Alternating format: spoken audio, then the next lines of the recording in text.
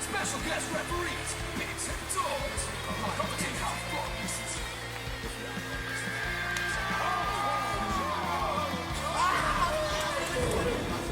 He gets hurt from a flip-flop right. You take a full wallop in the face, man. What's happening? My name's Biggsy. My name's Doorsy. And we're back with episode 49 of The Real Wrestling Show. Dash Dog. And with a real wrestling show, for the real wrestling show, AEW. We got a little bit of delay, so just bear with us. We're real wrestling fans doing a show for the real wrestling fans, saying fuck Vince McMahon. Fuck Vince McMoron.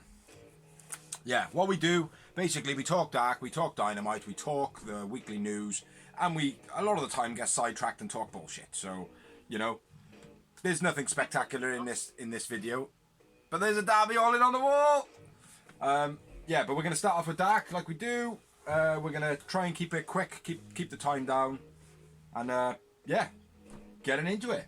And every match this week was 20-minute time limit. Agreed. Might as well get that out the way. Yeah. Because you keep fucking me over with that shit. It's 20 minutes, Biggs. Yeah, there was 8 matches. 1, 2, 3, 4, 5, 6, 7, 8. There was 8 matches this week. The first match was terrible. It was Shida versus Rationale. Because I figured out her name's Rationale. Yeah. If you say it like that, you're gonna remember it. Rationale comes out like a diva. Fucking shit. Let's get into it. Chanel big slap to Shida to start the match off. Very animated by Chanel, but sloppy as fuck. Nasty backbreaker by Shida. Chanel slips off the knee when she does the backbreaker. Shida hits the Falcon Arrow. Game over. That's all I've got. Nice swinging. Only thing I've ever seen her do nice was a nice swinging neckbreaker by Rationale. Yeah, other than that, shit. Yeah, absolutely terrible. Shida man of the match. Shida man of the match. Shida wins. And I had 2 moments. I had just the one. Just the one. Terrible again from Chanel. She's kicking out far too much. Yeah. Now that might sound stupid to some people. Oh well, she's kicking out. She's still got energy. No. I disagree. Let's move on. Next up, we had Corey Hollis versus Kip Sabian with the super sexy Penelope Ford. Yeah, man. Nice flying and snap air by Kip. That was cool. BC rugby kick by Kip. I say rugby kick because it is a rugby kick, not an American football kick, like they're trying to pass it off as. Yeah. Hollis springboard spin kick and off the second rope to beat Beast. Yeah. Quite like this Hollis guy. I think he could. He's like a Brock. He's like a Brock, isn't he? Yeah. Something that's got like a Beast potential. Yeah. Yeah. And then Deadly Hallows by Kip. Kip wins, and I went with Kip man of the match. Kip Sabian man of the match for me too. And I had 2 moments. I had 3. Yowie wowie. Oh, he outdoes me. The dive-in Pele kick off the corner was very cool as well. Yeah. Yeah, it was an okay match, that one. Then we had a promo, which was Dustin training Brandy and Ali. Yeah, and then they start arguing amongst themselves, and Dustin fucks off with Dasher. And then we had the next match, which was Best Friends versus Brady Pierce and Sabi. Who is known as, I can't even remember his name. Tino Sabatelli. Yeah, Sabatelli. But he was, those who don't know, he was on NXT very few times on TV. He was on there. He was also on the series Breaking Ground, which is where most people know him from the most. Okay. They followed his career. He was on a lot of NXT house shows. He was used regularly on the house shows. But he was impressive. He was impressive. I thought he was decent, yeah. I mean, he's so obviously, like I said, he's a former NFL and NXT performer, and it was his AEW debut. So let's get into it. I'll say one more thing before you start. I do think they make a very good-looking team. Yeah. Brady Pierce and Sabi. So yeah, go on, then, man. Like they go together, like the Rockers or someone like that. Back-to-back suplex by Trent on Sabi, beastie. I will say Sabi sold all his moves really well tonight. Yeah. Nice second rope drop kick by Chucky T. Nice second rope Chucky T. That bounced. Nice spine buster by Brody after Sabi slides in a knee from the apron. Yeah. Yeah, I got that.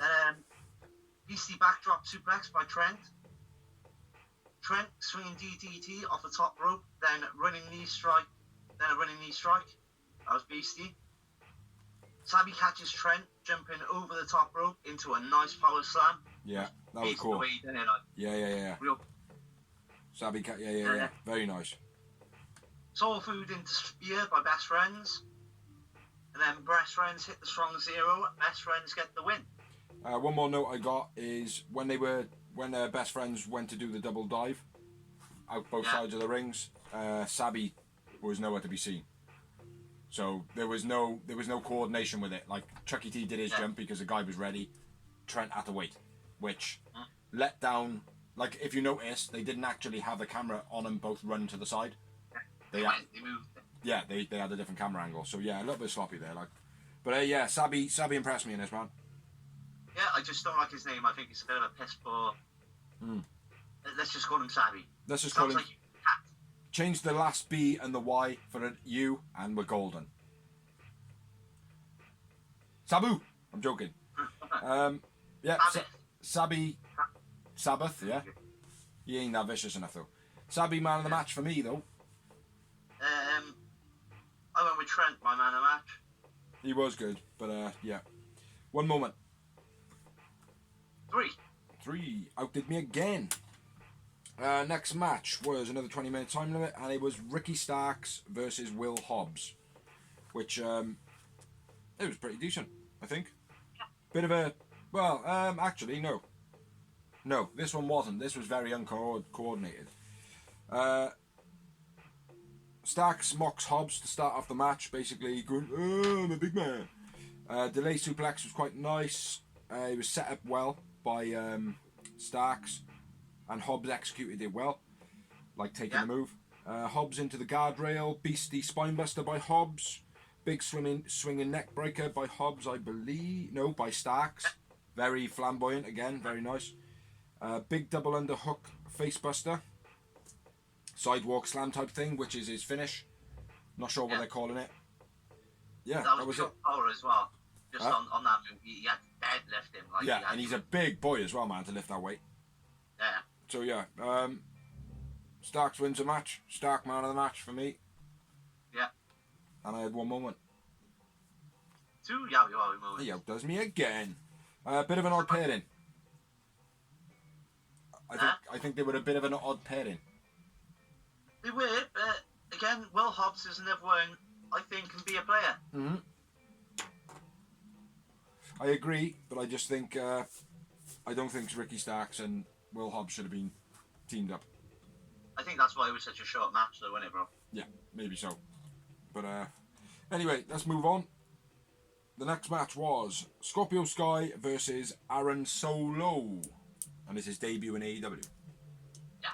For those of you who don't know who he is, he's married to Bailey. I don't know if he's married to her, but he's definitely with her. I think they're married, from what I read. I could be wrong. They are definitely together. I think they're engaged. Yeah, it was pretty good match, this one. Yeah, it wasn't too bad. Nice Russian leg sweep, then leg drop. Gets 2 by Sky. Don't know if that's... If I jumped the gun a bit for you there. Ankle lock into the armbar. When he takes him down, gets him in the ankle lock, and then moves it straight into an armbar. That's probably what you were talking about. Fast Russian leg sweep by Sky. Very nice. That's what you said, wasn't it? Sky dodged. Yeah. Oh, the dodge by Sky, man. When Solo fucking punched him, like punched straight, and Sky went out the way. Yeah. That was very cool. Nice bit in the match. Nice takedown, then a double stomp by Solo. Yeah. Did a stomp. What you got? Nice end of days type move by Sky. Yeah. Solo flips Sky into the bottom buckle, gets a 2 count. Was that that was a Canadian destroyer into the turnbuckle? Yeah, I think so. Yeah, essentially. That was quite nice, that was. He's got fast feet as well. I thought he looked good with his kicks. Nice speed. Beautiful counter off the corner into crucifix pin by Scorpio. That was very cool, man. Again, one of those moves. Yeah, where it looks as though like they're just gonna slam on their head, like, but at the last second they tuck their head underneath the wrestler, like, it's cool. Yeah, and then I got the finish of the match, which was the TKO. Sky wins. Sky man of the match. Yep, Sky man of the match, and I had one moment. Agreed. Fast-paced, good debut by Solo. Yeah, he was impressive, and they mentioned it on commentary that he was impressive as well, which is always a good sign for the talent. Yeah. Then we had the next match, which was Kylan King versus Diamante. Which I was happy with because it meant someone was finally going to get a win. Yeah. Again. But at the same time, I was a bit disappointed because I knew Diamante wasn't going to lose when she was advertising a high-ish profile match for Dynamite already. So it kind of killed the result already. But it was a nice little match. Yeah. Nice head scissors by Diamante. Even though Kylan King powered out of him. It looked real nice. Delayed vertical, reversed by Diamante, but then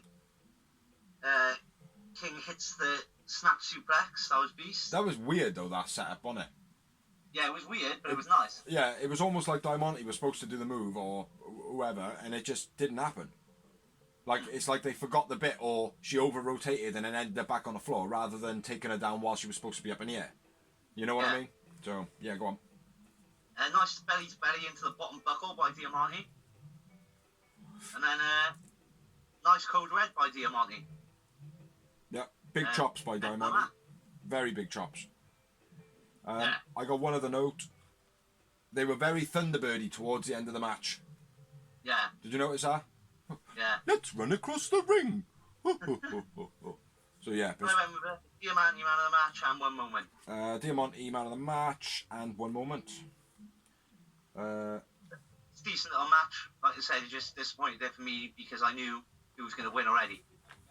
And a code red, for people who don't know, it's a variation of a Canadian destroyer.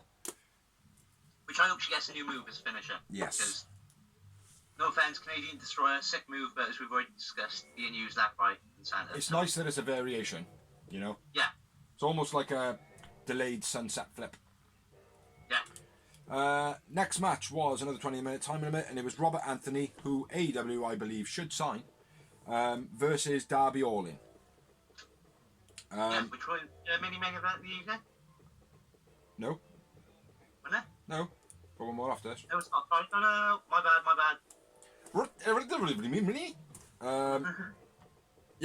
Darby starting out just by staring at Taz, and then Robert Anthony gets in his face and he's like, fight me, this ain't a fucking joke, blah blah blah blah blah, which I thought was nice touch to the match. Yeah. Did you really be pissed off? Yeah. Now, I straight away, right, when this first bit happened, right, Darby obviously did a couple of counters, did a couple of fast punches and stuff like that, then he hit the Canadian Destroyer variation that was exactly the same move as Diamante did to finish a match. Yeah, I know, and he kicked out. Yeah, and it's like, I don't like that. Like, if it's going to be a finisher, I know it's a woman's and it's not as much power, but still. Robert Anthony into the guardrails, Darby onto the guardrail, suplexed off the rails by Robert Anthony. Yeah. Darby's then thrown into the ring frame, which I think was very unique. Yeah. Awesome leg lockup and roll, then slammed by Robert Anthony, which is something special. The move's called something special, and I forgot what it is. Romero? Hits him with a Romero special, rolls him around like a teddy bear roll, and then lifts him up and slams him. Very, very cool. I like that. Just for that, Robert Anthony should be in the company. Nice wrist lock takedown into the armbar by Darby. Huge coffin drop onto the apron. That was nice. Do you know what I mean? Like, And then I straight to the finish then, which was another coffin drop. Takes a big look, dives, and Darby takes the match. Pretty much note for note, bro. Yeah? Yeah, man. Darby all in man of the match? Yeah, man. Yeah, and I had 3 moments. I had 2. 2 moments. And then we are on the main event of the evening. And that is another 20-minute time limit. What's that all about? Oh, it's a lazy way of doing the main event of the evening, isn't it? So. yeah, start doing that from now on. It is Peter Avalon versus Brandon Cutler versus Butcher and the Blade. Butcher and the Blade. Just to backtrack a little bit. Oh yeah, shit. After the match. Cage drags Darby out of the ring, then suplexes him into the ring. This is after the match in Robert Anthony versus Darby Allin. Anthony tries to stop Cage, but Starks stops him. Multiple power bombs, then double team by Cage and Starks. So yeah, they're obviously now teaming up or whatever. Like that's when you fucked up each now. Huh? That's when you fucked up. You fucked up each. Fuck you, bro. Fuck you. Yes, I fucked up the mini. Wait, where's my TV control? Fucking mute the bastard. Mute my fucking ass. So let's get on to the mini main event of the evening, and it is Peter Avalon with Brandon Cutler versus Butcher and the Blade. Go. Cutler, nice springboard elbow drop as he's been doing every week. I didn't note it this week though. It didn't feel big. Legal dual pin by Avalon and Cutler, but the ref still counted. I got that. I think it a bit further on than me. Yeah, go on. Yeah, back on. Slow double team by B&B, atomic drop into the clothesline in the beginning. It felt a little bit played out, like a bit practiced. Avalon pushes Butch into the Blade, early on in the match. Double pin by Avalon. There we are. Sorry. Yeah, I'm up there now. Suplex by Butcher on Avalon, then thrown to the outside. Was that the double suplex? He suplexed both of them. No, bit further on. Lever tries a crossbody on Butcher. Yeah, I got it. Yeah. And then Avalon crossbodies onto both of them. Did you see Lever Bates' face on this? I know she bashed on the railing. Smashed off the guardrail. For her glass is smashed. It wouldn't surprise me if she's injured. Oh, I don't know about that. It looked like a car crash for it, like for me. Nasty throw into the turnbuckle by Butcher to Avalon just before. Butch back to looking. Oh, yeah, he did a suplex to, I think it was Avalon, and he looked like he was going to drop him again. Remember we were saying early on, he looks like he can't get him up into the suplex. He did that again, man. Didn't appreciate that. Yeah, then I'm up to date with you then. Cutting the botches and moonsault big time. Yes. Misses, mid-dives it, everything. Was it sloppy by Butcher though as well? It was sloppy by everyone, bro. Yeah, it was a bad moment. I was. But it was Cutler's fault though. Yeah. Because even though Butcher was sloppy, I think he was just like trying to freestyle it, like I mean, as you do.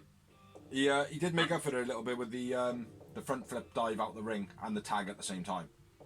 Yeah, that was sick. That was very cool. That's my next bit, mate. Yeah, very cool, man. That was big props for that. Expect from the Hardys or the Young Bucks, not from Peter Avalon. Yeah. They're working good as a team, man. Avalon then hits the frog splash from that tag. Then hits the martinis, and then the interference gets involved with the Bucks and shit. Yeah. Avalon smacks him in the face out on the outside. Brandon doesn't want to cheat, which causes the distraction. Yeah. And then double team by Butcher and Blade. Butcher and Blade win. Cutler, man of the match for me. Peter Avalon, man of the match for me. And the finisher is called Full Death, which I was thinking about it, and it's a pretty stupid name, but it makes sense. It's not like saying or killing someone or anything like that. It's like Full Death. That doesn't exist. Do you know what I mean? So cool. After the match, sorry, 2, same as me, man. After the match, Butcher and Blade power bombs, neck breakers to Avalon. Basically warning the Bucks, saying we're coming for you, motherfuckers. I think it was the Bucks. Yeah. Good match, no story other than the cheating. Yeah. And obviously Butcher and the Blade calling out the Bucks. Which I think it was the Bucks, I'm not sure. Yeah, and that's the end of Dark. I'm afraid. So we're now on to Dynamite. Light that shit up, dog.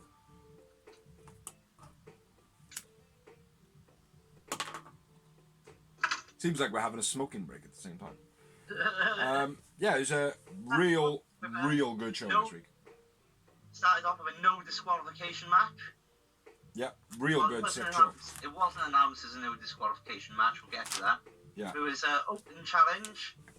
TNT Championship. Cody Rhodes versus Cody Rhodes no entrance. Oh my God, he's gonna lose to us. That's what you always say. Yeah, sorry. squash match, squash. But technically, the other guy didn't have an entrance either, which was Sean Kingston, who came out cutting a promo right off the bat. It definitely wasn't Sean Kingston. That would be a musician. The other one would be Eddie Kingston. Sorry, my bad. You fucked up. You fucked up. You fucked up. Yeah, it was a good match to start off. It got a bit slow, and then it finished off strong. But overall, a good opening match, like Dynamite do every single week. A lot of people I've been saying on the internet, been saying sign them up in Eddie Kingston, No. the wrestler, just for the promo he did. Eddie Kingston, the wrestler, not Sean Kingston, the singer. Yeah. Eddie Kingston, the wrestler, sign him up just for the promo he did. Yeah, he did a wicked promo, but he lacks in ring. Yeah, he does. I mean, he doesn't. He looks like an indie wrestler. It's like, I liked his style. I did like his style, the fact of when he was taking hits, he was taking hits. Yeah. Do you know what I mean? Like, he wasn't doing what all the other wrestlers do and flail their head back and all that. He was just like, oh, fucking hell. Oh, fucking hell. Oh, fucking hell. Do you know what I mean? Impact as well, when we used to watch him in Impact. So. Again, in the beginning, I found Eddie Kingston pretty good, but then I felt like he went too ego. You know what I mean? He could grow on me, you know? I think the thing is with Eddie Kingston is he's never going to be my world champion. Yeah. He's always going to be that, he's that hardcore niche, like, I mean, that Luther, that he's always going to be in that block. I think he would fit. I do think he would fit. Most definitely. But he's just not my cup of tea, man. But anyway, let's get into the match, man. Let's get into the match. When Eddie Kingston's talking, he says that he was hired by Tony Khan. Yeah. Now, that could be a nice little storyline building up there. Because how much truth do you believe in that? Well, Tony Khan pays the bills, so no matter who hired him, Tony Khan did hire him. I know, but I don't know if... I get that, but the whole thing of him saying that he had a chat with Tony Khan and Tony Khan wanted him to... You know what I mean? Yeah. I think that's a bit fabricated and could not come back to bite him in the ass, but I think it could be for a very good future storyline, you know? That can involve the Bucks. One thing I do like is they're keeping us guessing. Every week I'm like, oh, next week I think it's going to be Eli Drake, or it's going to be this. And it's not even people that you think it's going to be. Mm-hmm. And I'm hearing indie names as well, like some Captain Death or something speak out there. Warhorse is one. Yeah, that's the Warhorse. Yeah, Captain Death. Introducing Captain Death. You're fucking funny, you are, mate. Anyway, let's get into the Let's get into the match. I fucked up. Suicida into the railings by Cody. I got a missile dropkick, nice hard landing by Cody, which was the first thing in the move, in the match. Well, it was the second thing. In the ring. That was the very next note. In the ring. It was the first thing in the ring. Oh yeah. Yeah. Then Kingston whips Cody with Cody's belt is my next note. So. Yeah, same as me, mate. Kingston whipping Cody on the outside with a belt. Eric Kingston pulls the mat up at this point, and straight away... Beastie standing lariat, then back-to-back suplex by Kingston. Oh, was that him? Kingston turns Cody inside out with a Beastie clothesline. Then you. Is that when he pulls up the mat then, is it? Yeah. Oh, he pulls up the mat, he hits him with a big clothesline and a back suplex by Eric Kingston. Eddie Kingston. Eric Kingston. Don't know who that is. Not a musician. Eric Kingston. at this point, then he obviously gets reversed. Kingston gets fallen on a thing. He then plays, "Oh, my knees hurt, which is needed to be there because Eddie Kingston's not signed to AEW. He's not going to win the belt. It's not going to be, at the moment it's not long, so he needs to do something to make people go, right, there could be his downfall. You know what I mean? Yeah. So yeah, nice part of the match I was, even though it was very subtle and very small. Yeah. My next note: big crossface punch to Cody on the rope, where Cody's like slumped over the ropes like a 619, and Eddie Kingston's behind him, and he's just walloping him in the face, and he's coming across his face. That sounds minging. Yeah, he's hitting him with the forearms across his face, but the second one was very, very harsh, man. Yeah, my next note is the infamous sack.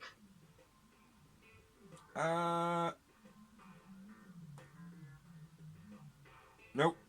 I got a little bit more than that. I've got Eddie Kingston tying Cody up for quite a bit of the match. Eddie Kingston setting up for the crossroads, and then Cody getting out of it. This is just a rundown of what the match was. Nice big chop block by Cody, which I think got a moment for me because I like chop blocks when they're effective. Eddie Kingston again faking the knee and then hitting Cody with a low blow. DDT. Then he hits him with a snap DDT, which was very cool, man. Like that. Then the infamous bag. What's in the bag, Biggs? Oh my God, it's thumbtacks! It's thumbtacks! I didn't think it was. He's gonna break him in half! Here's how much JR said. No, but that's what he says a lot of the time, so I thought I'd put it in there. Yeah. I'm freestyling this shit, man. I didn't think it was thumbtacks. I thought it was something else. I thought it was going to be broken glass. I didn't think broken glass. Like for some reason, I thought, is that going to be a fucking snake? And he's going to team up with Jake. I don't know what made me think snake. It just did, do you know what I mean? Because I see him as a bit of a snake. They did mention his time with LAX and Impact on commentary. Yeah. I don't know if they'll bring him into the inner circle, maybe. Yeah. So the thumbtacks chucked all over the ring. Then he powerbombs Cody because Cody didn't have a t-shirt on. Fair play. And at this point, my missus said, Eddie Kingston is fucking shit. Look at the t-shirt he's wearing. It's thick as fuck. He ain't going to take any injuries. Real men take tacks in tights. So, big up the missus for saying that. Bigging up Cody Rhodes. Which, we know is true. If the guy's got his t-shirt off, he's hitting the tacks. Hey, what was Randy Orton's career-making moment? He was the legend killer for ages. When he went for the RKO and Mick Foley launched him off, the guy's wearing his itty-bitty fucking banana smugglers. Wrestling boots, bam, first. But then doesn't he go behind the curtain and have them all taken out and then comes back out? No, he carried on with the match. He did, didn't he? Who was it that did that then? They hit the thumbtack. It might have been Triple H when he had his. And he literally goes, goes behind the curtain, they rake him all off his back, and then he comes back out very quickly, But it's oh, you fucking pussy. But I respected Cody here, man, because his lower back fucking had loads of them. Huh? Powerbomb with Beast as well. Yeah. Real mean.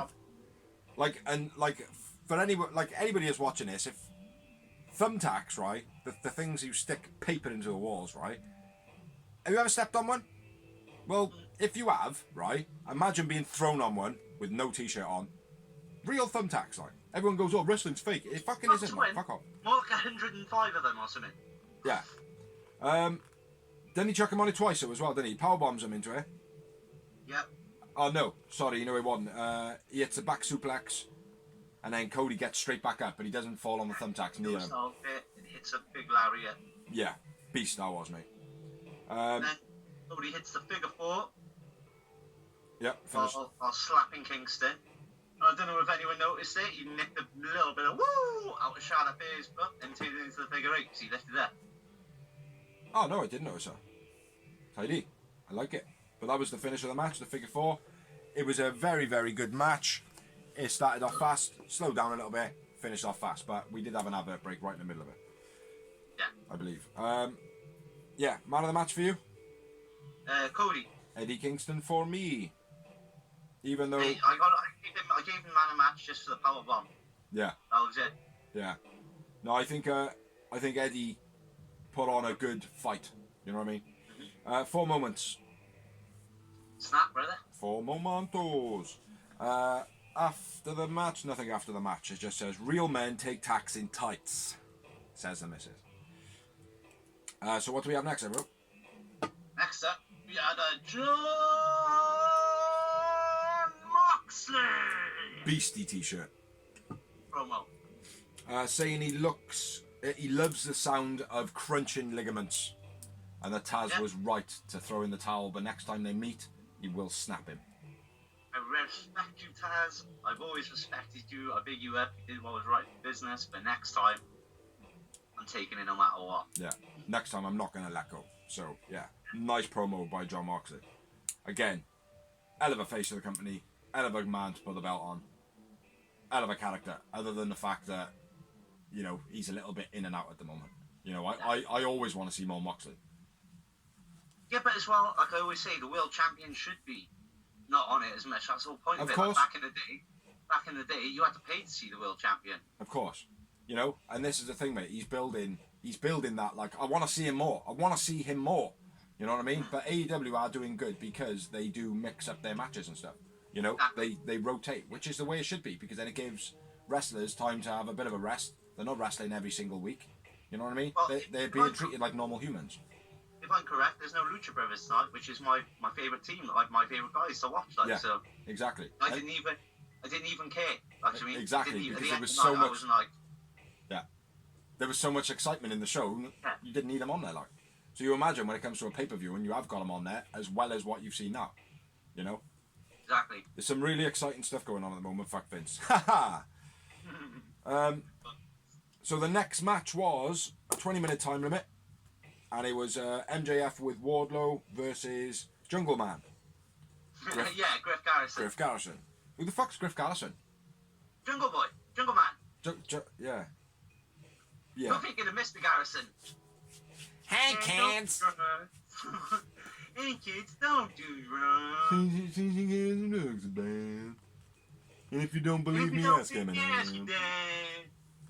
Don't leave a mask on. MJF talking smack on the microphone. Yeah, as he does. To Griffo. Hits Griff with a microphone when Griff won't say he's the greatest wrestler in all, or whatever they were saying. Yeah, and then the advert hit.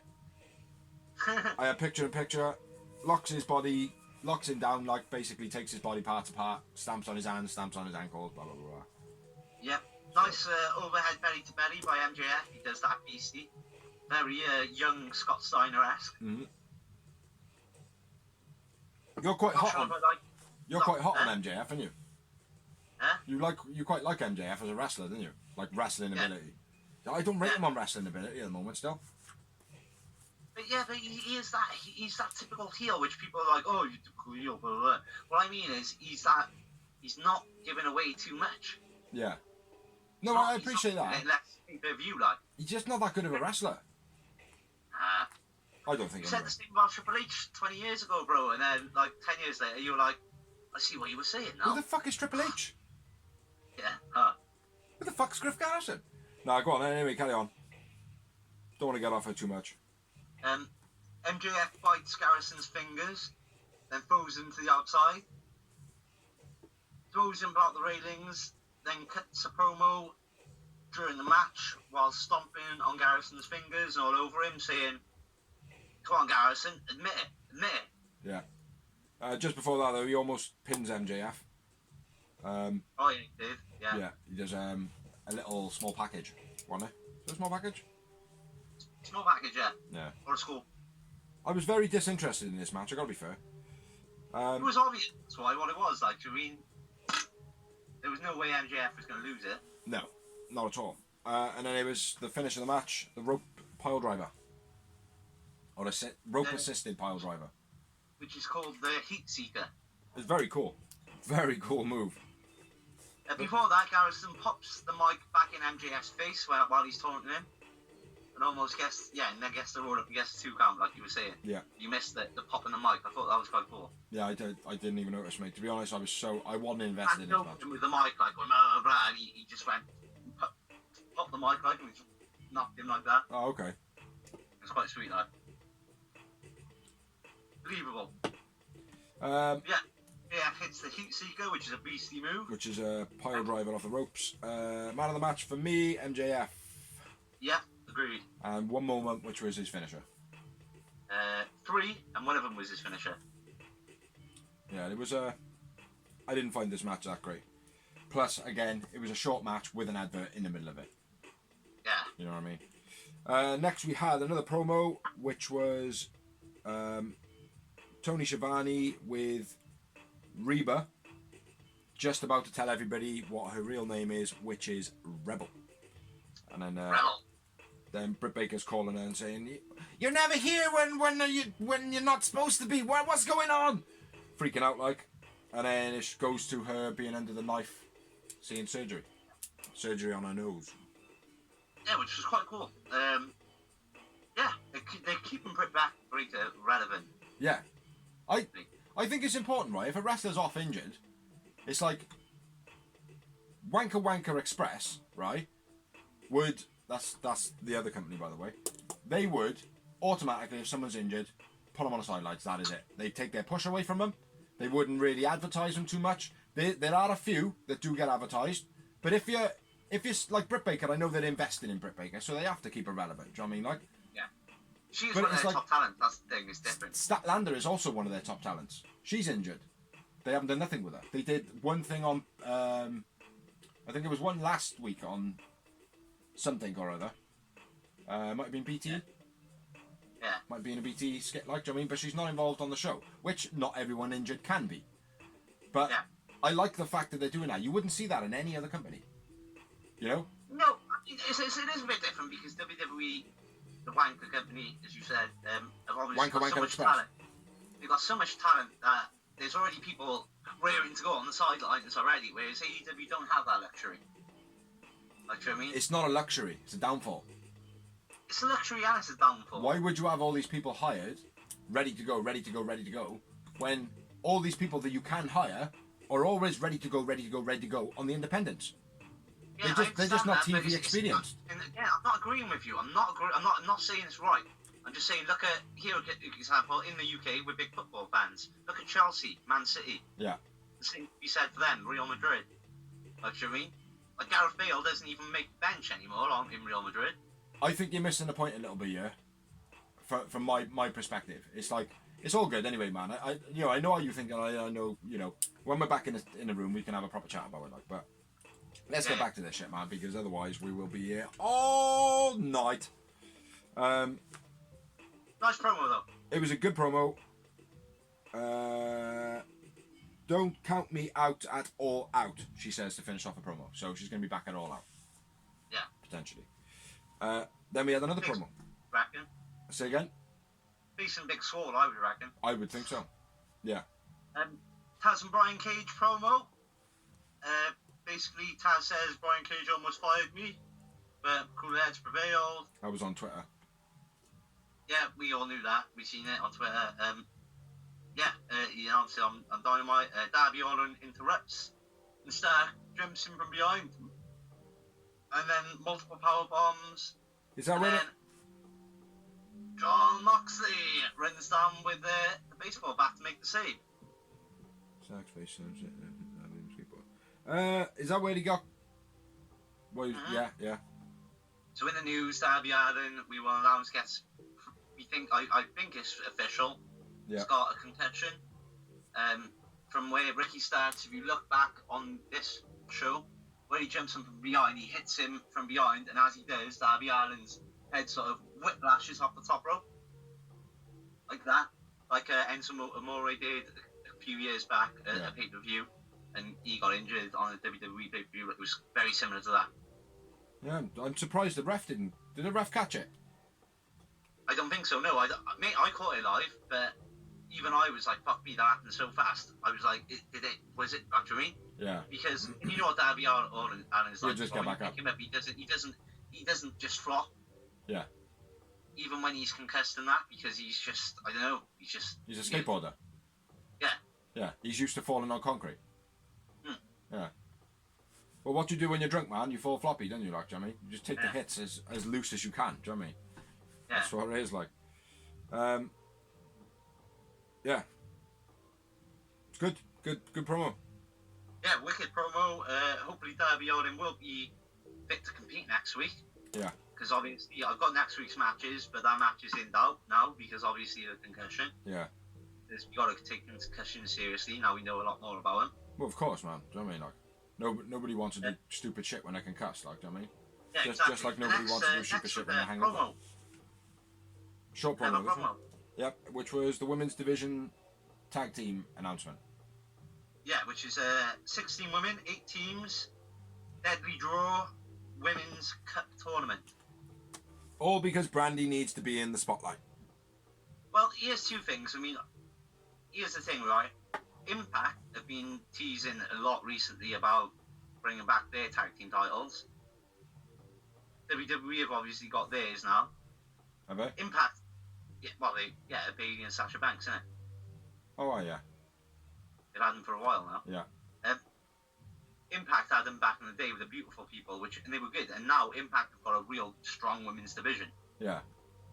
So with Impact, it makes sense to me. Yeah.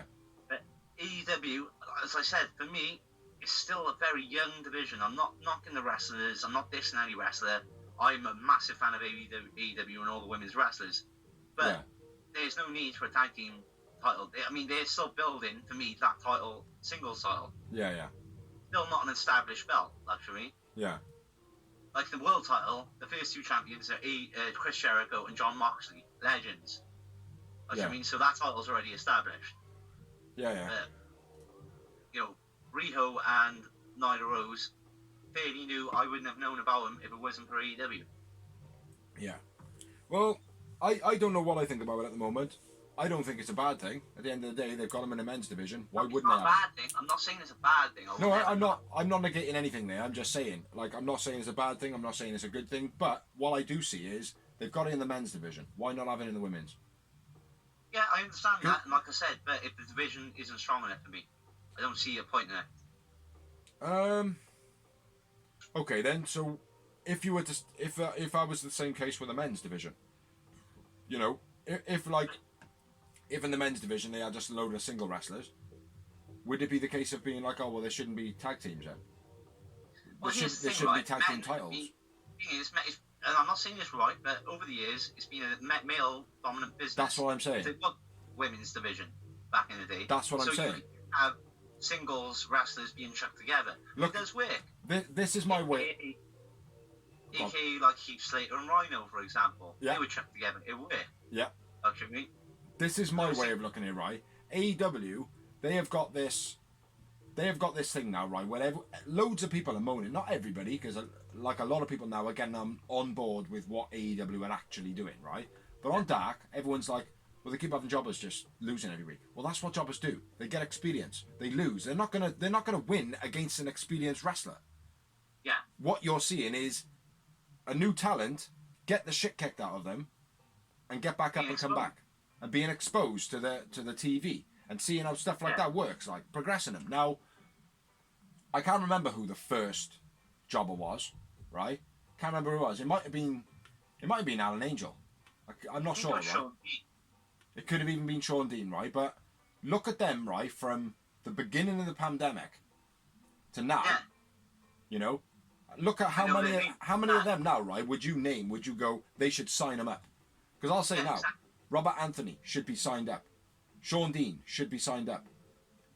John Cruz should be signed up. Kylan King. Who? Kylan King. Kylan King should be signed up. Well, there's loads of them. Like, do you know what I mean? There are some. All my point was, right, because you're going off again. The subject was the women's. I just don't think their division needs a tag team division yet. I think they need to establish their single title first. Yeah. And then that's all actually moving. Well, regardless of what they do, I do think that all wrestling companies should have a tag team a female tag team division. I've always thought it, you know. I do as well, but I just think right now let's build what we got first. Do you know what? Right, that's fucking mental there, right? All I've got is women's division tag team title tournament. That's all I've got written down, man, and that probably took up a good 10 minutes. Fuck my life. Then the Alex Marvez interview with Chris Jericho, La Champion. Yeah, asking Santana, does his orange... No, sorry. Saying his orange suit cost him $7. Did you notice it? $7,000. He didn't say 7,000. No, I know. It was cut. Did you notice the cut though? Yeah. Yeah. When he went to it, he went $7. Rather like the 1,000 was cut out of the video. Yeah. So I hope that is not just a fucking wonderful coincidence. I hope that is something that is being done in the back room to fuck with Jericho's head. Do you know what I mean? I hope it is, mate. But we never know. Yeah, tell Santana to smell him. Does he still smell like orange? Yeah. Yes. Yes, you do. Why would you tell him? I'm not gonna lie to him. Yeah, it's very cool, man. Good promo. Jericho nails it all the time. Yeah, and then we had what? It's in the Champion Bubbly Club. Champion. Yeah. I don't know what the fuck is going on, man. I've kind of lost the flow now because where we went off on a sidetrack, I'm all confused, man. Next up, we had a Falls Count anywhere. No, we didn't. No, we did not. What we had is the Young Bucks looking for Butcher and the Blade around the arena. They were trying to find them. Then go to you. Over to doors. Yeah, so Bucks find them in the kitchen. Oh yeah. Meat cleaver and shit. My house, baby. Oh yeah. You're like, oh, look at, I'd love one of those. Oh, I'd love one of those. Nick gets double teamed, then power bombed onto the table, steel table, because they're in the kitchen. Yeah, we're into the match now, are we? Yeah, man. So it is the Young Bucks versus Butcher and Blade in a Falls Count Anywhere match. Which I said. I know, but I kind of obviously talked over you a little bit. Like, I'll just make sure that it is in there. Cool. And then a double suplex into the table by Butcher and Blade. What? A double suplex onto a steel table by Butcher and Blade. Oh, fucking hell, you're well into there, man. Matt Jackson slamming him with meat. Hitting him with meat. Chucking meat in their face. Double suplex onto the table. I'm up with you, brother. Blade into the wall on the scooter thingy. Bucks get slammed into a concrete pillar, then evade the trolley with Blade on it, crashing into the pillar. That's what I said, man. How did you not get that information? Blade into wall on scooter. This match was just nuts, wasn't it? It was fucking loads going on, man. The pan over Butcher's face, and then Nick hits him with a knee strike. That was cool. Yep, Matt thrown into the back of the truck. Yeah, into the side of the truck, then into the back of the truck. And then Nick's head gets slammed into the door of the truck. Yep. And then Matt flips out of the truck onto Butcher and Blade, which is cool as fuck. Yeah, that was fast, wasn't it, man? Fast and forward, like. I was like a child. I say that in a good way. I mean, like, it was just like someone looked excited to do it. It was like, yes, I wanted to do this all my life and I'm going to get to do it. It was just out of nowhere, though, man. Do you know what I mean? Yeah, that's what I mean, like. Blade was chucked into the plexiglass by the Bucks. Thrown through, like, he was, like, thrown over a food bar or something like that, and there was the plexiglass. The COVID-19 protective shield. That's what I fucking said. Butcher's pan to face by Nick. Pan to face! And then a leg drop with that pan under his leg, landing on him. Yeah. Off the counter onto the table. I got sent on pan off bar onto Butch. I don't know what that is. Super kick to escalator to Blade. Well, before that, there was a nice roll cutter from ring to the outside by Matt. No, you're right. Sorry, I'm always right, brother. I'm always right. Super kick at the escalator. Yeah, and he just goes up the escalator. Bye. Bye now. Bye now. It was very cool. AEW are doing it so well, man. For a bit until Blade returns with a chair. Then a nice roll cutter from the ring to the outside by Matt. Oh shit, man! I gotta turn my page. Dilemma. Move the tools. Blade chair to the back. It's a sucky moment. Nick dive over something to Blade. What the fuck that is? Woohoo! Bucks go for a double suplex into the table. Blade missed the table on the dive to the outside like a fucking moron. So I probably missed a little bit there. I've written. Blade commits suicide and misses everything within sight and flips to the outside into the railing. The only thing he doesn't miss is the railing. Because I was like, oh, holy fuck you, crazy bastard. I just thought, you're a fucking idiot, mate. That's what I fucking thought. Oh, mate, it was the worst thing ever, mate. He just like, it was like, it was exactly what he just said. He's like, fuck this shit. I can't be bothered with this match anymore. It's like when you dare me to do a rolling thunder off the trampoline, like, I mean, off the trampoline onto the grass. You didn't believe I was going to do it, and so I did it. The thing is, though, no one told him to do that fucking thing, though. Oh. Exactly. Yeah. Blade missed the table that was set up on the guardrails like a moron. And the rumour is he's picked up a bit of a knock from that. I wonder why. Not much of a landing pad, really. The floor. But in all fairness, Braxton Sutter is better in AEW than he ever was in Impact Wrestling. So I will give him props, and he's got guts. He has got guts. Yeah. You know what I mean? To dive like that and aim to miss the table, you've got to have some guts. Well, one thing I'll always say, he carried on, bro. Yeah, big up to the man, mate. He looked like a cripple after he carried on, but he carried on nonetheless. He's doing real well in this, like, so. Yeah, but and Blade, they're a good team, man. I wasn't really hot on him at first. Yeah. And then AEW killed him. All of a sudden they killed him momentum, and then they brought it back swimmingly. The next note I've got then was that Butcher was laying on the ropes and someone chucked a chair at his head. I think both of them chucked a chair at his head, actually. Well, at one point, I don't know if this is before or after, because the notes were so crazy at this point, I'm not gonna lie. I was like catching up, I think. Yeah, it was hard, mate. It was hard. With table. Such a good match. Huh? Didn't Butcher throw Matt through a table? If he did throw him through a table, I've probably got that written down because I catch the big things. I got chair thrown up. Hold on, chair thrown at Butcher's head. Bulldog drop kick to the Butcher, which was the Young Bucks double team. Nick Jackson does a Bulldog, and Matt Jackson just fucking bops him on the top of the head with both of his feet. Yeah, well, I got Bucks multiple double team moves. Then they finish off with the sharpshooter crossface combo. Those was double submission by the Bucks. Yeah, that's what you're talking about. And then Blade comes in for the save. Powerbomb neckbreaker combo. Yeah, to Nick Jackson. Ramp to Matt. Was it? More tables then set up on the ramp. Yeah. And then a fucking whole round of super kick parties. Yeah, well, PT trigger first, and then a whole round of super kick parties. I got it the other way around, man. But that's all good. I don't know that happens sometimes. Because I genuinely do write mine in order, man.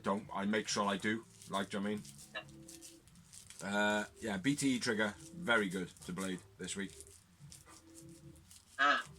B&B laid out either side on tables.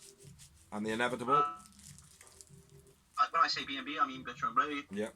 And then Bucks elbow drop and Swanton off the Titantron through the tables. Young Bucks win, and I went with Matt, man of the match. You'll have to hold on, man, because I'm jobbing and I'll have to turn my page. Man of the match for me was Blade. Well, there you go, Braxton. Fucking A. And who'd you say? Matt. Matt Jackson. Matt Jackson. And I had 8 moments. Snap, brother. 8 yowie wowie moments. Yeah, been on point this week, man. Very good show, though. Very good show. Then I'll leave you to do the next promo in a minute. Yeah, man. I'm not going anywhere. Alex Marvez interviews Lance Archer and Jake Roberts. Basically, Lance Archer gets pissed off, and he's like, fuck that, I'll show you what I'm going to do. I'm going to go in the locker room and destroy a load of jobbers you've never even seen before. And break the furniture in the process. Huh? And break the furniture in the process. Yeah, break the furniture, destroy the locker room, and yeah. Yeah, he lifts one of the guys up and slams his head into the ceiling panels, and all the ceiling panels fall down. Which I thought that was very funny, mate. Very funny. And then he picks up another jobber and drops him in a bin head first. It was cool, but it's a bit much. It was a little bit much, but I thought it was pretty good. Then him just going in and destroying people, because that's kind of his gimmick. That's what I'm saying. The one thing though, the one thing I will say is, by him doing that and then talking after it, he was like, and he was like proper blown up, you know, which didn't suit the promo. You know, if he had done it more aggressively, like Killer Cross does, with teeth at least. yeah, like Killer Cross does, yeah, you know, that would have been alright, but he didn't. So. Next up, we had another 20-minute time limit. 20-minute time limit. Ivelisse, which I'm a big fan of, and Diamante, which I'm a big fan of. Not too keen on Diamante at the moment. Don't know why. Yeah, she hasn't. She's definitely underperformed in AEW compared to her Impact run. 100%. Do you know much about Ivelisse? Not a great deal, no. Okay, so she was, like, originally she was in NXT. Yeah. She was one of the first ones that called out Hugh Morris when he was running NXT, being accused of bullying and all that shit. Okay. EC3 was one of the next ones, but she was the very first one that got released after that. Then she basically wrestled Lucha Underground. Yeah. So I pretty much only seen her wrestle men. Yeah. I've not seen much of her. She's awesome. I think she's awesome. She was shit in this match, but she was awesome normally. Like. I genuinely thought something else was going to happen in this match that didn't end up happening, which should have. And again, it was something my missus said, and before I said it, but I was thinking it anyway. So we'll get into the match and I'll say it after. Not Corona. Dibby. Diamante botches the arm drag straight off the bat. Yeah, very scrappy shit in the corner then. Yeah. Scrappy pulling hair, slapping, bitching. You know, they were kind of mimicking each other all the way through the match. Yeah. These top rope springboard arm drag was okay, but again, it looked scrappy. Goodness looked a bit. Looked performed. Yeah. So it didn't look great. My next note is Big Swole in a match promo. Yeah, awful. Absolutely terrible. What the fuck were you thinking to do that? This is something, fuck Vince, that Vince used to do a lot. Yeah, absolutely fuck Vince. Yeah, not so much because it made me believe, right, this match doesn't mean anything. Yeah.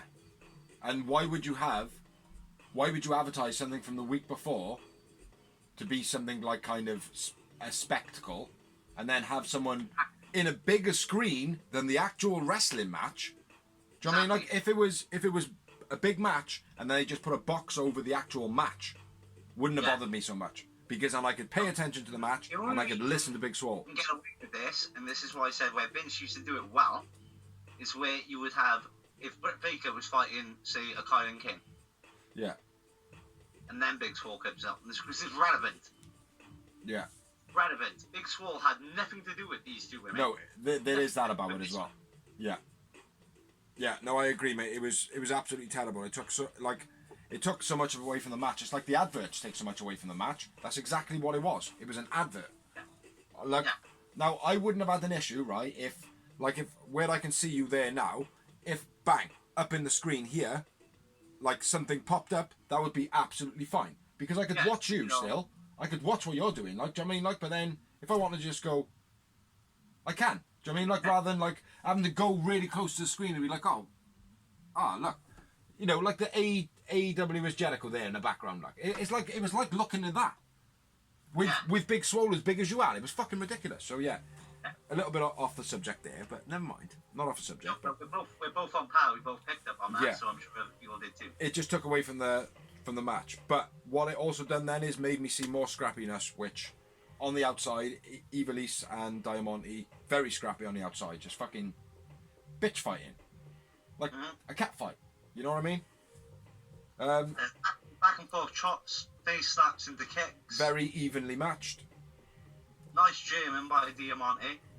Yeah, nice powerbomb by Ivelisse.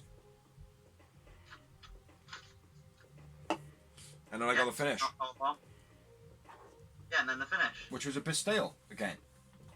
It was I liked the finish. I liked it actually, because I thought it was quite unique the way she Irish whipped her and then she ran straight at her, so she didn't even have. As soon as she turned around, she was in it. But she just rolled it up. Yeah, I know.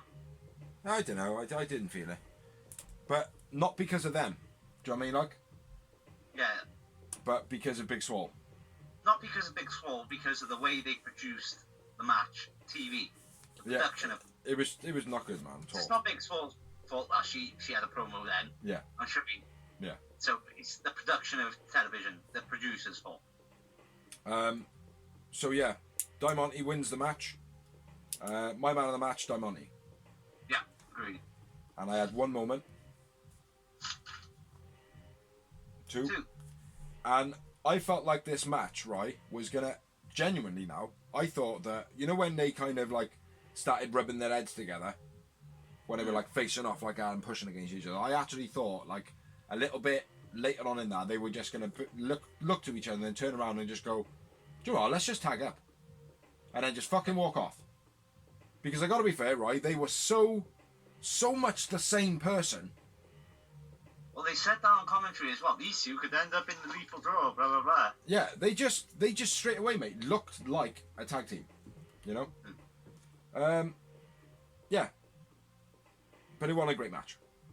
No, I was very, like I said, I'm a massive fan of both girls, and I thought they very underperformed. But I think as well the Big Swole thing fucked it up big time. Yeah. Next match was 5 of the Dark Order. Not 5 people. 5 from the Dark Order. Versus Hangman Adam Page, who come out with saying, gonna see how these white tape, how these wrists, I can't even speak, man. Coming out above his name, when his name was announced, says, gonna see how these white wrist tape works out. Because he had white bands on his wrist this week. So yeah, I love the shit above a Hangman's Page. I will always know it. Yeah. It was 20 minutes on it. Yeah. Fast suplex by Hangman. Yeah. Hangman clothesline 5 right off the bat. Big running boot by Hangman and a nice snap suplex. It was quite stale at the beginning for me. Wasn't feeling it. Hangman boots 5 off the ring apron to the outside, to the guardrail. And getting pissed off the guardrail now. Why, what's the Every guardrail? match is that. Bam. 2 moves, out the ring, throw him into the guardrail. Yeah. Most of them tonight. Yeah. Dark Order come out on stage. So, Yeah, we did. Yeah, go. That's where my next one is, man. So. Yeah, that's mine. 5 elbow drop onto the apron. It was quite nice. Yeah. The pump handled fall away slam by Hangman. I thought he bashed his head on that, man. The deadlift all the way slam pin.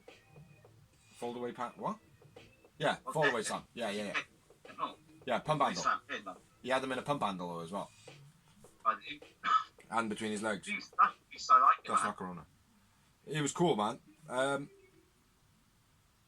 Guess the 2 count. So you went for the pin. Beastie running drop kick by 5. Was that the running drop kick or the step through drop kick off the rope? Because I've said about Alan Angel's where he steps through the ropes onto the bottom rope and then drop kicks. Yeah. You sure it wasn't that? Because my next note is the step through drop kick, but I don't know. And then I got the clothesline by Hangman, Beastie. Yeah. Clothesline from hell. Yeah. And then a second fall away slam and a lariat elbow. Yeah. To round it up a bit. And I think he goes for the pin then and he kicks out. Tough little bastard, Alan Angels. Yep. A big power bomb by Hangman. Yep. And that's it. And that's the end of the show. Hangman wins. Hangman man of the match. I went for 5. Nice. I went for Alan Angels. Yeah, it was good. It was good little match, Ron. It started off very stale, but then it picked up towards the end, like after the Dark Order come out. Yeah, I had -1 of the competitors for my Yowie Wowie moments. -1 of one of my competitors. I don't get what you mean. 5. -1. 4. Yeah! Okay. Got me confused there, mate. I had 0. Really? Yeah. I had 0. After the match, Brody says that he's impressed by Hangman. After he comes out, obviously, with Colt Cabana. Yeah. Colt spelled Cult. Says that he's not up for joining the cult. And then Brody Lee takes exception to that. Says the Dark Order says basically you've made your bed, now you're going to lie in it. And then he rammed a little wedge in before. He was like, I'm impressed, not with you, but the fact that you're clearly at a disadvantage and you have no friends. Yeah, where are your friends? Yeah.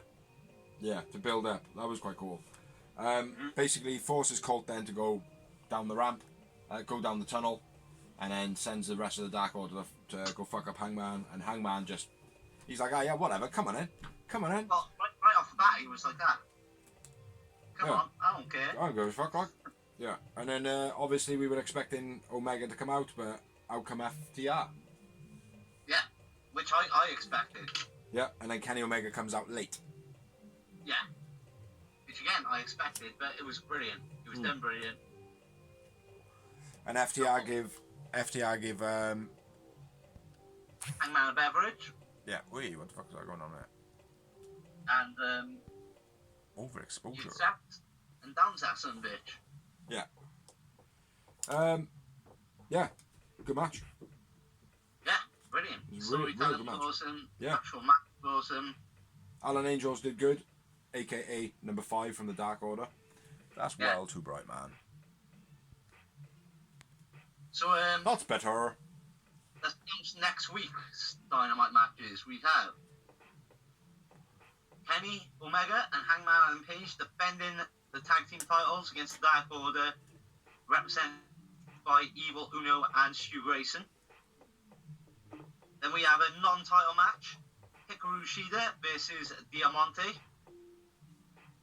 Hopefully, we have a tornado tag team match with John Moxley and Darby Allin versus Brian Cage, the fucking machine. The fucking machine. Who's the fucking machine? Who's Ricky Starks. Brian Cage. And Ricky Starks, but again, as we've discussed, Darby Allin might have a concussion, so that match may or may not happen. Yeah. And then we have another TNT Open Challenge title by Cody Rhodes. Which, in all speculation, might be Warhorse. Because Arn Anderson actually said it on the Road to. Oh, that was something I was going to mention earlier, which I forgot about. That the whole Cody Rhodes turning. Maybe Arn Anderson will turn. Possibly. He's not listening to Cody. Yeah. Cody's not listening to him, so he does the whole this whole Four Horsemen, new reminiscent of Four Horsemen. Cody shouldn't be in it. Yeah. People are all putting Cody as the stable. In my mind, I'm like, Dustin Rhodes was the biggest enemy of the Four Horsemen. So why would Cody be the leader of the Four Horsemen? Yeah. I mean, shouldn't the legacy continue?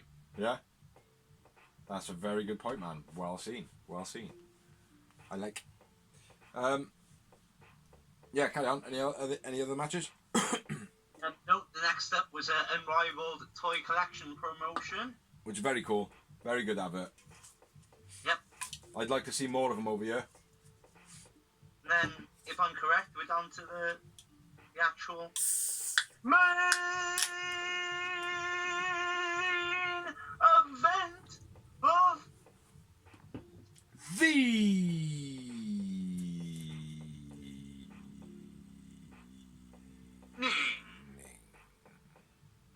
Well said, sir. Well said. Yep, last match of Dynamite. I was going to say Dark then. And it was Jax versus the Inner Circle. Jax being Jungle Boy and Luchasaurus with Marco Stunt. Yeah. Inner Circle being Jericho and Jake Hager. With Proud and Powerful. Proud and Powerful, Santana and Ortiz. Again, another very, very, very fast-paced, quick match. Not quick match. It was a good match, nice length. But fuck me, there was a lot of shit that went on. Like, do you know what I mean? It's a very good wrestling match. This was. Yeah, it starts off Jericho and Jungle Boy facing off. Moments. Not a lot of moments, but a lot of psychology. A lot of. It was a brilliant match. Wrestling. It was a brilliant match. Yeah.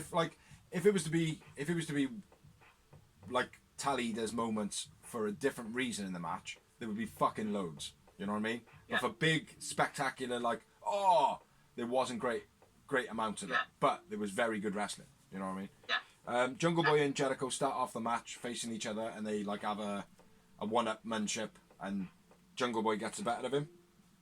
And then Luchasaurus and Hager tag in, and then they face off. Yeah. And Hager, I believe, gets the better of him with the ankle lock takedown, where... Well, no, Lucha goes for a load of kicks, and he gets the first couple off, and then he counters it and grabs him into an ankle lock, which I like. He does he does a what's it called? Conhelico? Conhelico or something like that, and he gets him into the ankle lock, which I didn't expect from Hager, which was cool. Jericho going for the ankles then when he's tagged back in of Jungle Boy, trying to section him off from his partner. Yeah. Good psychology, like you mentioned. Then a little bit happened, blah, blah, blah, blah. Then I noticed Lucha's ears was bleeding. One ear was bleeding. Was it? Yeah. I didn't even notice. Yeah, his ear was pissing with blood, bro. Nice running chop block by Hager. That was beast. Yeah. I've got that written down, but I can't read what it says. Chop block by Hager. Hager, something Lucha leg nice. I don't know. Double clothesline. Double clothesline, Hager to Lucha. Hager and Lucha. Oh yeah, they both hit each other. Looked quite effective. Well, my next one, because I don't really know what the fuck you're talking about now, sorry, bro. There you go. But my next note is Jungle Boy springing inside out on Jericho. The inside out, where it's kind of like he jumps off the top and he does that whole end of days type thing. No. I'll tell you what, I'll just keep reading until you're like, yeah, I know what you're talking about. Nice vertical suplex by Jericho. Jungle Boy Hurricanrana to Jericho. Jungle Boy Hurricanrana to Jericho. Jungle rope swing DDT to Jungle Boy. Little bit of mash up there. Mash up. Jungle Boy rope swinging DDT to Jericho looked a bit dodgy. Hager at this point is also bleeding. Yeah. Camera pans to Matt Hardy in the crowd. Santana and then Ortiz. Do your business. Jungle Boy counters the superplex on Jericho, then hits a crossbody and gets a 2 count. Beastie, as always, back-to-back suplex by Jericho. Yeah. Insecurity kick by Jungle Boy on Jericho. This is where you think he's going to get a hot tag, but he doesn't. Double DDT by Jungle Boy allows him to get the hot tag. Do you know where you are now? Yeah, I was up with you anyway. I am a little bit lost though. Jungle Boy crossbox off a tidy. Hager beat down on Jungle Boy. Aubrey facing off with Jericho. Is my next one. Oh yeah, what about that? Yeah, facing off with Jericho. Jericho basically proper shouts in her face this time, and she's like, no, you'll do as I tell you. And he's like, you happy? Yes. Now get back to your match. Basically, so big up Aubrey Edwards. Awesome. She is fucking. She's an awesome referee, man. Very believable. Very believable. And then I got my next notes: Hager's big knees to Jungle Boy, and a double DDT by Jungle Boy to Jericho and Hager. Yeah. Which is very cool as well. And then Luchasaurus gets a hot tag and cleans house. There's a BC power slam by Spinebuster by Hager. Sorry, Spinebuster. Yeah. That was beast. And then Jungle Boy flies out of nowhere to take out Hager is my next note. So I think I missed a bit. It was too much shit going on, man. Lucha slam, then Hager, the something, then Jungle Boy, then Marco. Lucha slams Hager. Oh, right, yeah, they all do their moves. Everyone does their moves, don't they? And then Marco does his, whatever.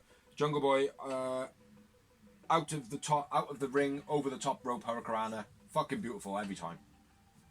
Beautiful every time. I think it was assisted this time by Luchasaurus.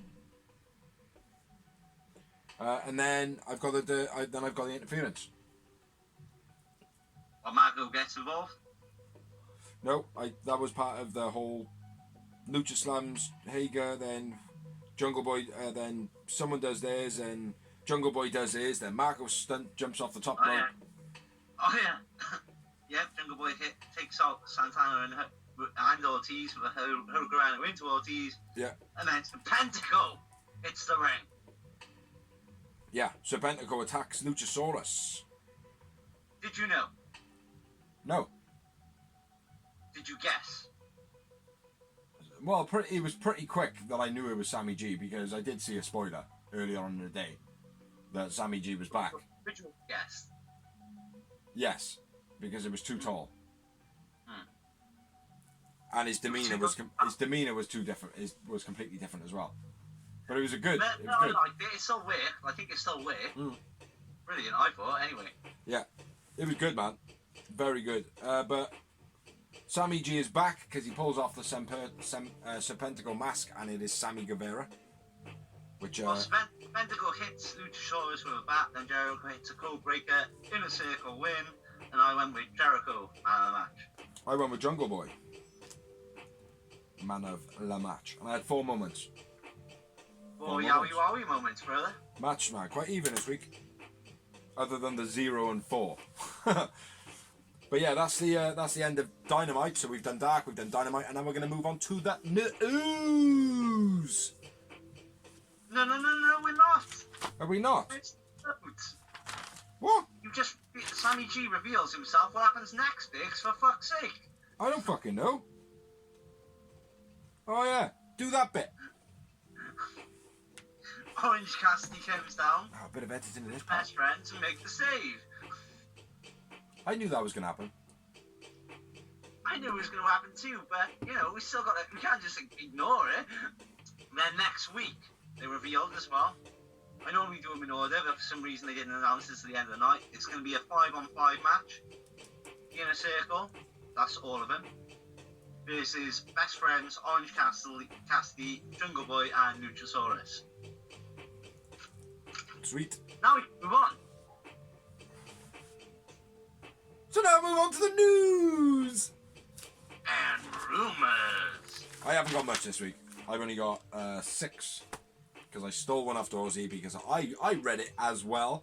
I read it as well also. But I forgot to write down.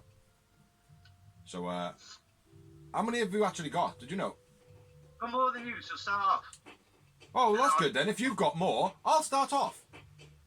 Bell tip. So, Anderson and Gallows revealed Heyman got them fired, and why AJ is not on Raw anymore, and why he went to SmackDown. The reason is because as soon as the rumours were flying around that Gallows and Anderson were on the release list, AJ went straight to Paul Heyman. He said, "What the fuck?" Because Paul Heyman was in charge at the time. Paul Heyman guaranteed AJ Styles that he was looking after him, and he wanted them to be main players on the show. Yeah. He went back to the original source that Gallows and Anderson went to, which was a backstage producer, and the backstage producer was like, "No, Heyman has put him on the chopping block." AJ went back to Paul Heyman. Paul Heyman boneface lied to him again. He went back to the producer who originally told him thing, and he confirmed it, and other sources confirmed it. Not sure if he went back to Heyman and admitted it or not, but basically AJ was like, "Right, I'm off. I want to go to SmackDown now because." As far as I'm aware, from that happening, then if that is all true facts, the reason Paul Heyman is no longer a producer is because of that reason. Yeah. Yeah.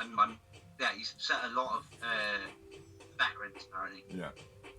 Which happens in wrestling, but the way you went about it is probably the wrong way. Yeah. And the people you don't accept is the people which work their ass off you, like AJ Styles. Yeah. Where you go next then, bro? Next up, I've got, again, Gallows and Anderson. They were supposed to debut on AEW's first Dynamite. Yeah.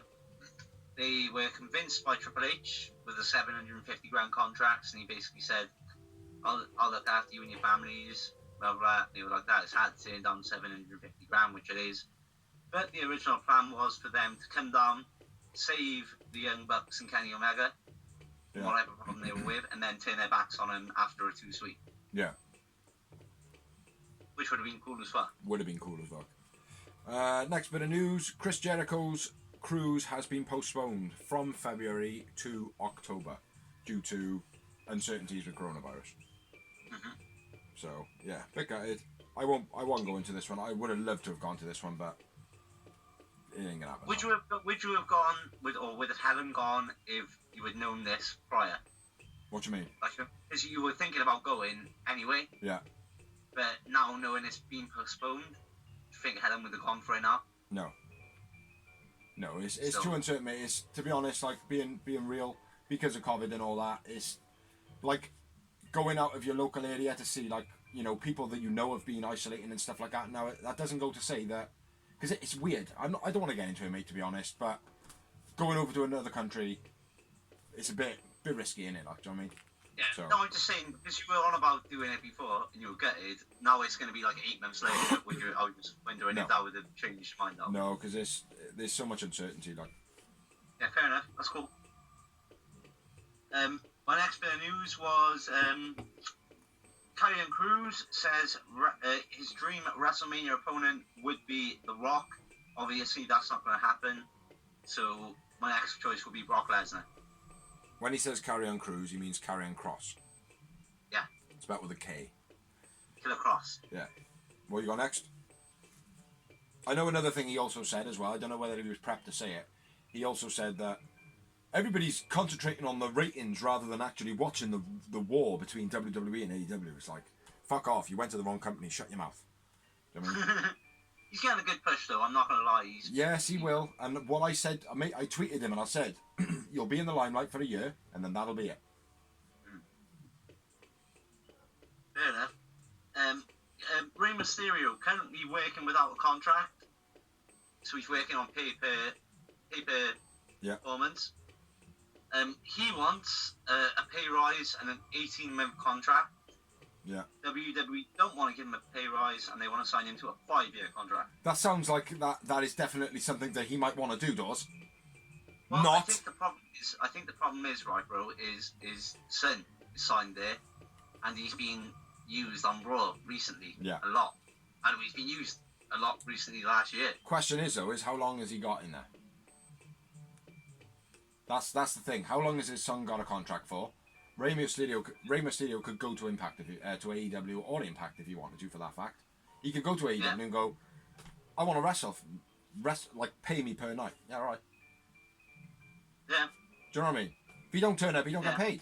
It's not a big deal to AEW. Like, do you know what I mean? Like it should fucking be.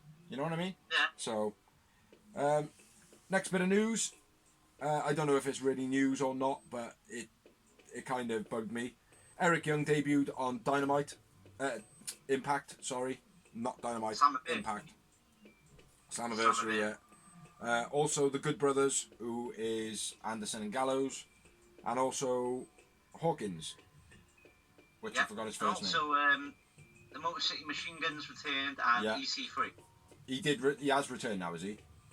He's physically turned up. They're saying he's a free agent. Yeah. Same as Heath Slater. He's free EC3, isn't he? Yeah, they're saying he's a free agent. Yeah. Like, he doesn't even work here. Yeah, well, good. So they've all debuted in other companies recently. What you got next? Next two. Noting on Impact, we'll stick on Impact. I know you've got another bit of news which will replicate this bit of news a bit. Moose is using a fake replica TNT title. That's a fucking travesty. It's madness. He got it from Pakistan, and it cost like pennies compared to what the original costs. Yeah. It's like a $300 belt, like me or you could have off, like we could buy off Amazon type thing. That's terrible. They should have given the real one. But there we are. What was the bit of news that I might have had? Oh, the whole Tessa Blanchard debacle. Yeah, Tessa Blanchard basically wouldn't give the belt back because she was like, well, I shouldn't have to give it back, sort of thing. Like, and then she tried to blackmail him, saying, "Give me £150,000 and I'll give it back." And they were like, it only costs 10 grand to make a new one, you fucking idiot. Jog on. Do you know what I mean? Tessa Blanchard is a cunt. Fair play to her. She is a A-class cunt. If it's true, again, these are only rumours. You don't know it for a fact. Mate, I don't like Tessa Blanchard. She's a cunt. Do you know what I mean, right? The way that they put the men's title on her, right, must have been something to do with her, like, do you know what I mean? Like, and her fucking massive ego. Along with her massive nose and her massive chin and her massive head. The one thing I will say is it's a terrible shame for her to treat a company which has treated her so well. Yeah. Yeah, Like that allowed her to build her name on mainstream. Like, she's a fucking dick, mate. Yeah. Yeah. So what you got next? So, yeah, you touched on this. Bret Hart's been dropping this series. Can't remember what it's called. Can you? No. Tales of the Hitman. I think. Yeah, something like that. Stories from the Hitman. Oh yeah, something like that. But he revealed that Vince never actually paid Stu Hart, which is his father, which he owed $750,000 for the rights to Stampede Wrestling. Apparently, he forgot. Sounds like something Vince would definitely do. And the reason that Fuck it was Vince. never approached, fuck Vince. The reason it was never approached because it was when Bret Hart was approaching his hit. Owen Hart had just signed, so his dad was like, "Well, I'm not going to say fuck all because it'll ruin my son's life." Yeah. That's fucking bullshit. Next bit of news I've got, another downfall for WWE, I suppose. Mike Bennett says that WWE did not pay for his rehab. His wife was the one that actually got him level and back to normal. And he did this whilst carrying on wrestling. So I hope that the rumours are true back in the day when they said she signed the contract knowing full well she was pregnant. I hope they're true because that's the way to stick to the company. Yeah. That's doing that to you. Yeah. Normally I'd be like, no, that's dirty, but if that's the way they treated it, I hope she treated him the same way back. Like. Yeah. So what you got next then, bro? My next one is Kairi Sane leaves WWE on good terms. She had her final performance in a winning victory against Bayley. She's leaving on good terms because she wants to be with her husband in Japan. That's fair enough. Yeah, exactly. And she's probably thinking as well, WWE is shit. Fuck Vince. Fuck Vince. This week's ratings between AEW and WWE were catastrophic for WWE's NXT because they lost by 200 odd thousand viewers. 280,000. They beat them in the main ratings. They beat them in every demographic, and not only beat them in every demographic, they smashed them in every demographic. Yeah. So they also the first time ever beat Raw and SmackDown in the female demographic of, I think, 19 to 34, or whatever that category is. Good. That's the first time they've ever done. Big thumbs up from Biggs, and a big thumbs up from Orange Cassidy. I got one more bit left then. So I'll shoot off two, and then you go with another one, and I'll hit the last one. Which is probably the most exciting news of all. Big Show says he would prefer to have his head run over by a car and crushed than be a backstage producer. What that's all about? I've heard a lot of wrestlers say backstage producing is not their thing, actually. Yeah. So it is for some of it ain't for some others. Yeah. Like Malenko does it, Abyss does it, Sanjay does it, and they love it. Yeah. Other wrestlers which have tried it and they're like, nah. Yeah. No, I agree, mate. Do you know what I mean? Like, I like to think that it's a sinking ship and they all realise it now. Yeah. Fuck Vince. Fuck Vince. Well, Big Show was the first one to leave WCW on the sinking ship, so... Yeah, exactly. So, what you got next? What's your next bit of news then, man?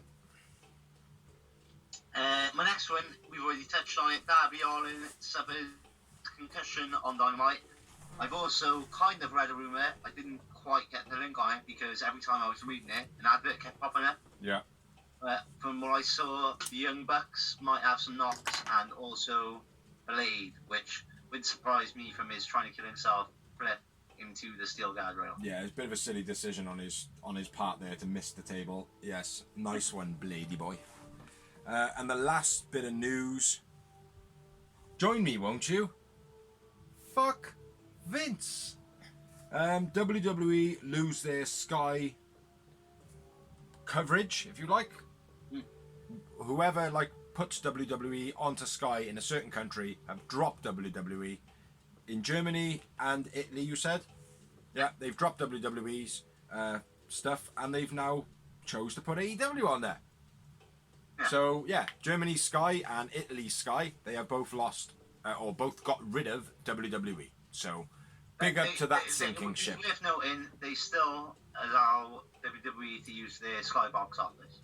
Yeah, well, that's just business sense. Yeah. I shouldn't. But yeah, that's a big move for AEW, you know? Yeah. So my last bit of news is AJ Styles says never say never to AEW because obviously I've got a lot of friends there. Yep. Which is but big. He's thoroughly happy in WWE. Why wouldn't he be? He's like one of the highest paid performers, and he's got all the rights to his merchandise, which he knows he's selling like shit hot like cakes. Fucking right he is. You know, I've got 2 t-shirts, a hoodie, and 3 pairs of gloves in the background. Yeah. So there you go. Yeah. But yeah, and then he says he would like to retire with WWE. He'd like to finish his wrestling career in WWE, and he would like to be a scout for WWE. Basically, he would like to get paid to go around the indies and spot the next talent. Yeah. Why wouldn't he be? What a job that would be, eh? But is that all you got now, man? Is that all you done? That's it, man. That's me over. That's everything out. Excellent. Well, that's the end of the blog then, as usually happens when we run out of material. Indeed. Down to the thank yous, I suppose. Yeah, big ups to everyone who lets us share, Yeah. likes our page, watches the videos, has anything to do with the videos in any way, especially the people who produce it and, you know, record it and film it, being us two. Yeah, That's boy. it. Yeah. So, yeah, thanks for watching. Catch you next week. So that's blog. Real Wrestling Show. There's blog.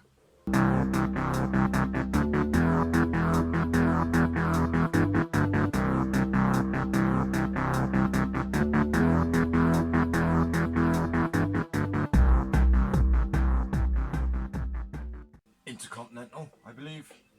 Bullet Club. NWO. AJ Styles. DX. Triple H. Finn Balor. AEW Jericho. Not sure. John Cena. Can't quite see that. I think it's John Cena. And another Bullet Club.